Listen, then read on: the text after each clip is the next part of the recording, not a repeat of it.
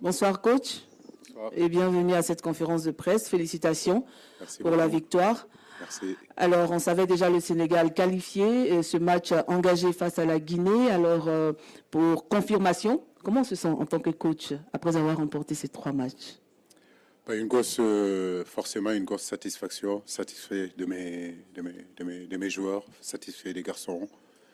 On a eu une très bonne préparation depuis le 29 décembre. Vraiment, on est ensemble. Nous savons que c'est un groupe très compliqué. D'ailleurs, beaucoup disaient que c'était le groupe de la mort. La malédiction, comme on dit, du champion. Donc aujourd'hui, je pense qu'en 3 matchs, on a pu montrer que on était capable de ne pas dormir sur nos lauriers, malgré qu'on est champion d'Afrique. Mais comme je le dis, vraiment satisfait du rendement sur ces 3 matchs-là. 10 minutes avec le coach, oui. Sati Shaker, Empowers Magazine. First of all, congratulations on your qualification. What I'd like to know is, you have now been in 2 finals. The first one you lost and the second one you won. How important was, or how much effort did losing the first final have on the performances now? Did you learn from it, and do you think it makes you a better team that happened, or would it have been better if you'd won? C'est bon?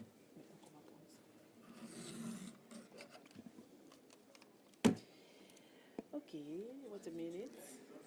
On peut le poser comme question. Excusez-moi. Okay, wait, you have to repeat, please. Oui. No problem. Okay, first of all, congratulations on winning so convincingly and qualifying.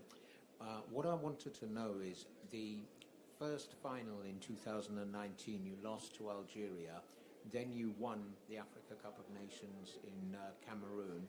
How much of a sort of benefit did you gain from losing to Algeria to effectively establish a dynasty of Senegalese football? Oui, c'est vrai qu'en 2019, on avait perdu la finale contre l'Algérie, comme je l'ai dit. Et avec le temps, on apprend. Je pense que cette défaite contre l'Algérie nous a beaucoup appris. On a appris à travers cette défaite-là. C'est ce qui nous a propulsé effectivement 2 ans après au Cameroun pour pouvoir gagner ce sacre-là. Aujourd'hui, on est dans cette continuité-là. Si vous regardez le groupe de 2019 jusqu'à aujourd'hui, il y a encore des gens qui sont là, des joueurs qui sont encore là. Une équipe, c'est ça. Une équipe, c'est se faire son histoire dans la douleur, dans le bonheur, dans des moments difficiles, mais dans des moments aussi de gloire. Aujourd'hui, on est ensemble depuis pratiquement 8 ans, 9 ans. Dans ces 8 ans, 9 ans-là, tout n'a pas été facile, mais on a eu aussi de grosses satisfactions. Donc j'ai envie de dire que perdre, ce n'est pas toujours quelque chose qui peut, à un moment donné, empêcher la progression. Donc on a appris et puis on s'est projeté sur l'avenir. Coach, bonsoir, félicitations. Moustapha Sadio, journaliste de Sport News Africa. Ma question, c'est un peu en rapport avec les prestations de Sadio Mané, que beaucoup trouvent en dedans. Pourtant, il est à 1 but et 2 passes décisives en 3 matchs. Est-ce que vous pensez qu'il va monter en puissance, tels les joueurs de NBA qui se réservent en saison régulière et qui explosent en play-off?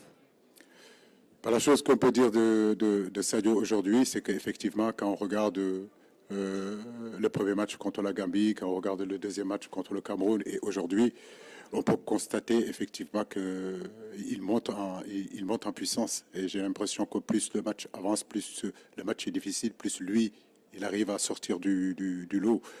Mais j'ai envie de dire que c'est le propre de tous les grands joueurs, en réalité, que quand l'obstacle est là, quand les matchs sont importants, quand les matchs sont décisifs, ils sont là. Et en fait, c'est ce qu'on attend de Sadio Mané. C'est que quand c'est décisif, quand c'est les gros matchs, qu'il soit là comme il a été contre le Cameroun et comme il a été aujourd'hui aussi.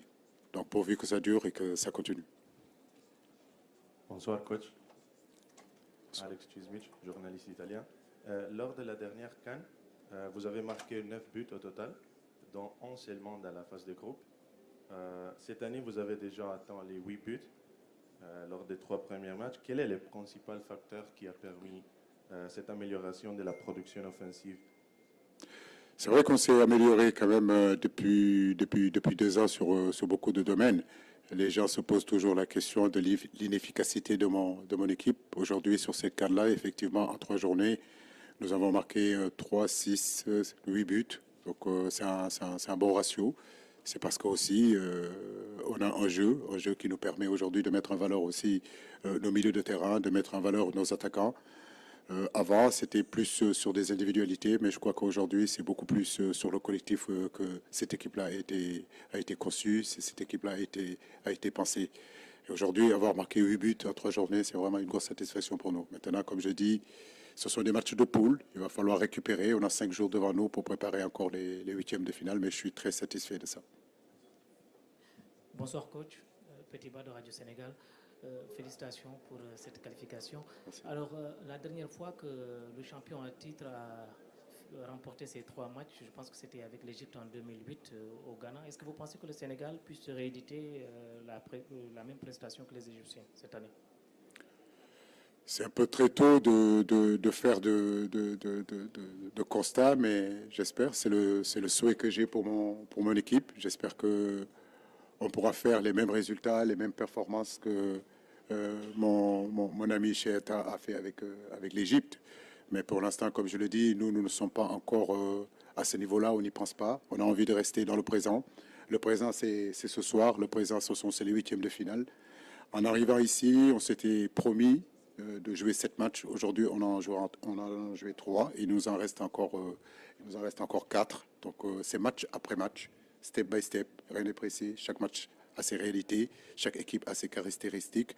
Cette CAN-là, comme vous le voyez, c'est une CAN très difficile, très compliquée, où il faut vraiment être focus, il faut être humble et continuer à travailler parce que tout peut se passer. Bonsoir coach, je suis là. Bonsoir. C'est Lamine Mandian Diédhiou de BSBI Media. Coach, entre 68 et 2015, le Sénégal a eu 15 victoires. Aujourd'hui, avec cette victoire, vous décrochez votre 15e victoire en Coupe d'Afrique des Nations. Quelles sont vos impressions par rapport à cela? Est-ce une motivation supplémentaire avec cette possibilité de battre ce record avec une victoire lors des huitièmes? Vous savez, quand vous êtes entraîneur, vous êtes en réalité sportif de haut niveau, vous ne pensez pas tout le temps aux statistiques. Quand vous rentrez sur le terrain, vous avez envie de faire le meilleur que vous pouvez faire, donner le meilleur de vous-même. Après, c'est vrai que ces statistiques sont très élogieuses pour nous. Mais en réalité, on n'y pense pas beaucoup. On n'y pense pas beaucoup, franchement, honnêtement. On fera le point à la fin de cette compétition. Il est un peu trop tôt de faire de conclusion. On est encore en pleine compétition. Bonsoir. Well, congratulations, coach. I'm Oyedi Jolo Ashe on kickforfort.com Nigeria. Coach, after winning the last AFCON, we've seen the progress go through different national teams from under 17, under 20, winning trophies. Do you think that trophy caused a ripple effect that moved throughout the other national teams, or is just like a target given by the FA to all national teams to keep winning trophies?